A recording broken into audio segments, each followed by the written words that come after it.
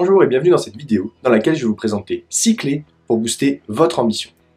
Alors l'ambition, qu'est-ce que c'est? L'ambition, en fait, c'est tout simplement tout ce qui peut honorer en fait votre amour-propre. C'est-à-dire toutes les choses que vous allez faire dans votre vie et auxquelles vous allez penser pour pouvoir atteindre des buts qui peuvent être sociaux, professionnels, matériels, peu importe. Mais c'est vraiment votre capacité en fait à voir loin et l'ambition en fait c'est votre manière de définir vos objectifs pour vraiment vous honorer et honorer votre amour-propre. Si vous atteignez vos ambitions, vous atteignez peut-être vos rêves, vous atteignez des choses en tout cas qui sont grandes. Vous voyez loin. C'est ça l'intérêt de l'ambition.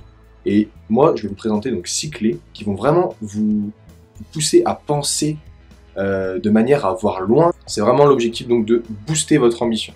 Simplement, commençons par la première clé, écrire vos idées. Il faut absolument écrire vos idées. Dès que vous avez des inspirations, par exemple, vous pensez à quelque chose de révolutionnaire qui peut-être est totalement ridicule, écrivez. Écrivez tout. Dès que vous avez quelque chose qui vous passe par la tête, oubliez, sinon ça sort. Vous savez, quand on est par exemple sous la douche ou quand on est seul le soir, on a tendance à avoir plein d'idées, à rêver, à penser à plein de choses. C'est à ce moment-là, n'hésitez pas, vous vous levez de votre lit, paf, vous prenez un petit carnet, vous notez tout dedans, c'est super important. Vous pouvez tout noter et ainsi, si vous avez envie des fois de faire quelque chose, vous avez juste à reprendre. Les personnes les plus ambitieuses dans ce monde ont 1000 projets en tête. Ils ont toujours plein de projets sans arrêt, sauf que la différence avec le reste, c'est qu'ils mènent des actions petit à petit. La toute petite action qu'ils font, la première petite action qu'ils réalisent, c'est simplement écrire. Quand je dis écrire, c'est pas simplement écrire la petite idée. Il faut écrire 3 choses. Il faut écrire ce qu'on pourrait faire, il faut écrire ce qu'on pourrait lire autour de ce sujet, autour de cette chose, et écrire également ce qu'on pourrait demander à notre entourage autour de cette chose. Si vous écrivez tout ça, vous avez déjà une bonne base, vous avez de quoi démarrer à partir d'une idée, et vous savez à peu près où vous pouvez aller déjà grâce à l'idée que vous avez générée. Peut-être que cette idée sera laissée de côté pendant 5, 10 ans, mais peu importe, le jour où vous y repenserez, vous aurez la base, et au moins, le jour où vous aurez envie de construire quelque chose de nouveau, vous direz « Tiens, j'avais pensé à cette chose-là un jour. » Hop, je prends mon petit carnet, je vois ce que j'avais écrit, je demande, je lis les livres qui sont en rapport, je vais voir des articles de blog, peu importe. En tout cas, je me renseigne et je passe à l'action. La clé numéro 2, c'est le mastermind, la réflexion de groupe. C'est très très important. Car comme on dit souvent, tout seul on va plus vite et ensemble on va plus loin. On va plus loin parce que les cerveaux ne sont pas ajoutés, mais les compétences qui résolvent les problèmes et tout ça, ça va être multiplié et non pas additionné. Le fait d'être à plusieurs, on multiplie, on n'additionne pas. Donc c'est vraiment très très puissant la réflexion de groupe. Par exemple, qu'est-ce que vous pouvez faire? Tout simplement, vous vous retrouvez avec un groupe d'amis au moins une fois par mois, admettons. Vous vous mettez dans une salle, tous les 5, 6, et chacun, pendant 10, 15 minutes, voire 20 minutes, le temps que vous voulez, il y en a un qui expose son projet, qui parle des ambitions qu'il a. Les autres, tout simplement, qu'est-ce qu'ils font? Ils l'écoutent, ils prennent des notes, et ensuite, ensemble, ils réfléchissent. Ils font par exemple des brainstorming, ils font par exemple des propositions d'idées, ils en discutent, ils parlent de choses de leurs connaissances, donc on apprend en fait des connaissances des autres, on emmagasine tout, 5-6 personnes qui nous donnent des connaissances et qui nous proposent des idées auxquelles on n'avait pas forcément pensé, on note tout nous, et ensuite on prend ce qu'il y a à apprendre. Mais au moins, on a eu une réflexion, on a parlé de notre projet, on a diffusé également notre projet auprès des amis, qui vont eux peut-être continuer de le diffuser et nous créer des opportunités. Donc c'est vraiment très intéressant de faire des masterminds pour développer votre ambition, car le fait d'être encouragé, d'avoir des personnes qui font d'autres choses autour de vous, ça va vraiment vous pousser aussi à continuer et à voir plus loin. D'ailleurs, c'est la 3e clé. La 3e clé, c'est voir grand, voir plus grand, toujours plus grand. Ne jamais se fixer de barrières. Il faut être réaliste, mais voir grand. Extrapoler les solutions.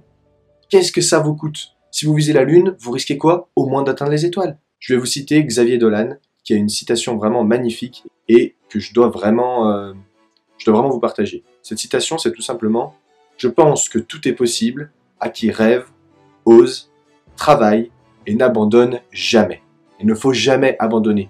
Vous allez avoir de l'ambition. Vous avez tous de l'ambition. Quelqu'un qui n'a pas d'ambition, c'est quelqu'un qui nage, qui fait du plat et qui n'avance pas dans sa vie. Vous avez tous de l'ambition. Et cette ambition, c'est simple. Vous l'atteindrez si vous n'abandonnez jamais, si vous travaillez et également si vous osez. C'est simple comme ça paraît simple, c'est dit, c'est simple, mais appliquez ça vraiment. Pensez à cette phrase. Vous échouez quelque chose, c'est pas grave. N'abandonnez pas. Si c'est ce que vous voulez, si c'est votre ambition, si c'est votre rêve, faites-le. Voyez grand. N'hésitez pas à voir grand, grand, grand. Plus vous voyez grand, plus vous aurez tendance à travailler dans le sens de ces objectifs-là. Si vous dites par exemple, je vais rendre mon jardin beau en taillant la haie. C'est vrai, vous allez rendre votre jardin plutôt beau en taillant la haie, et c'est votre objectif de rendre votre jardin beau. Et si vous vous dites, je vais rendre mon jardin beau en taillant la haie, en tondant la pelouse, en ajoutant des plantes, en faisant plein d'autres choses autour, vous augmentez du coup votre ambition de rendre votre jardin beau est plus grande, et vous allez donc travailler dans ce sens-là. Et donc quand vous allez voir, si vous vous dites seulement je vais tailler la haie, votre esprit va vous dire j'ai taillé la haie, ça y est, mon jardin est beau. Alors que si vous voyez grand, vous vous dites ah je pourrais faire ci, je pourrais faire ça dans mon jardin, je pourrais faire ça. Vous allez en faire, et puis au bout d'un moment vous allez dire ah ouais, mon jardin est quand même beau, et vous n'aurez pas tout fait. Vous n'aurez pas tout fait parce que vous vous aurez dit je vais faire plein de choses, je vais faire vraiment un super jardin, mais votre jardin sera super. Peut-être pas exactement comme vous l'avez rêvé, et pas parfait, mais il sera en tout cas mieux que si vous étiez seulement dit je vais tailler la haie. Clé numéro 4, c'est de faire du sport. Faites du sport plusieurs fois par semaine, et encore mieux, faites du sport avec des objectifs. Il faut vous fixer des objectifs. Si vous faites du sport parce que vous vous dites « Ah, le sport c'est bon pour la santé, voilà, je vais faire mon sport ». Mais si vous vous dites « Ok, à la fin de l'année, je suis capable de courir un marathon d'1 heure en courant à telle vitesse ».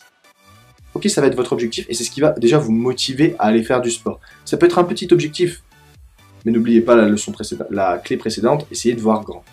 Si vous voyez grand, vous allez avoir tendance à vouloir vous améliorer plus. Faites du sport, c'est bon pour votre corps, c'est bon pour votre esprit, c'est bon pour être productif, c'est bon pour être en forme. Vraiment, le sport, on le répète tout le temps, mais ce n'est pas pour rien. Faites du sport, et vous verrez que votre ambition, elle sera décuplée. Vous aurez tendance à fréquenter des sportifs. Plus vous ferez du sport, plus vous fréquenterez des sportifs. Ces sportifs qui ont un mental d'acier, ces sportifs qui veulent atteindre des objectifs grands aussi. Les objectifs sportifs, ça rentre dans l'ambition. Vos ambitions sportives font partie de vos ambitions et vos objectifs. Il faut vraiment s'axer là-dessus, et il ne faut pas hésiter à foncer, et vraiment faites du sport au moins 3 fois par semaine si vous le pouvez. Après, le sport, ça peut être la balade.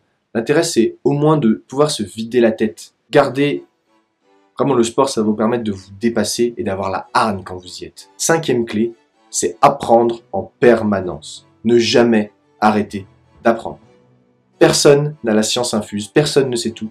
Le monde est vaste, il y a énormément de connaissances à emmagasiner, et vraiment, plus vous apprenez, plus vous enrichissez votre cerveau, plus vous allez avoir des facilités à avancer dans la vie.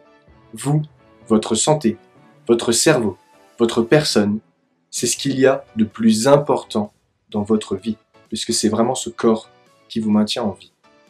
Il vous accompagnera tout le temps. Le meilleur investissement que vous puissiez faire dans votre vie, c'est investir sur votre corps, votre esprit et votre santé. Pourquoi ? Parce que vous en avez besoin tout le temps. Tout le temps, tout le temps. Pour apprendre, c'est simple. Il ne suffit pas seulement d'aller à l'école. L'apprentissage ne s'arrête pas à l'école ou au travail. Vous pouvez lire des livres. Il faut savoir que les personnes les plus grandes fortunes de ce monde lisent au moins un livre par semaine. Ils enrichissent leur cerveau, leur mental, leur esprit sans arrêt. Ils lisent sans arrêt. Pourquoi ? Parce qu'il y a des milliers de personnes qu'ils estiment. Pourtant, ils sont millionnaires, milliardaires, dirigeants de grandes entreprises, investisseurs, sportifs de haut niveau. Ils savent qu'ils sont excellents dans leur discipline. Ils le savent au fond d'eux, mais ils sont sans arrêt en train de considérer qu'il y a des personnes meilleures qu'elles dans des autres domaines, des personnes plus intelligentes, des personnes plus compétentes. Ils prennent leurs bouquins, ils les lisent, ils apprennent, ils appliquent, ils progressent. Tout simplement. Également, il est important de trouver la manière dont vous avez le plus de facilité à apprendre. Si je prends mon cas par exemple, j'ai énormément de difficultés à apprendre seul dans mon coin. J'ai besoin, lorsque j'emmagasine des informations, d'aller les diffuser autour de moi, d'en discuter avec mes proches, d'avoir de la discussion et d'en parler. Plus j'en parle, plus j'emmagasine et ça reste dans mon cerveau. J'ai énormément de facilité par exemple à retenir les discussions. Et ça peut être une manière pour vous d'apprendre. Il y a des personnes, c'est d'écouter simplement, ça leur permet d'apprendre. Des personnes, c'est en lisant plusieurs fois. Des personnes, c'est avec des couleurs. Chaque personne a son mode d'apprentissage. Trouvez vraiment le vôtre, lequel est le plus efficace pour vous, et mettez-le en place dans votre vie, tout simplement. Et ensuite, vous appliquez ça sur des livres, vous appliquez ça sur des formations, vous appliquez ça, vous pouvez regarder des vidéos sur YouTube. Il y a du contenu incroyable et vous pourrez progresser grâce à ça. Dites-moi en commentaire si vous êtes intéressé par une vidéo qui traite des différentes formes d'intelligence que nous possédons, de toutes les méthodes d'apprentissage qui sont disponibles pour progresser dans une forme d'intelligence. J'ai énormément de valeur à apporter là-dessus. Si ça vous intéresse, je peux faire une vidéo, dites-le moi simplement en commentaire. Et la dernière clé, c'est une des clés les plus difficiles à mettre en place et qui pourtant vraiment va vous permettre de booster votre ambition puisqu'elle va vous permettre d'élargir votre esprit.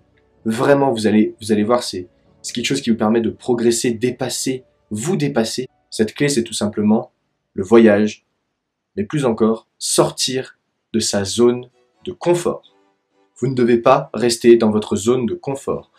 Pour que votre cerveau progresse et pour que vos ambitions augmentent et grandissent, il faut absolument que vous confrontiez votre cerveau à ses plus grandes peurs.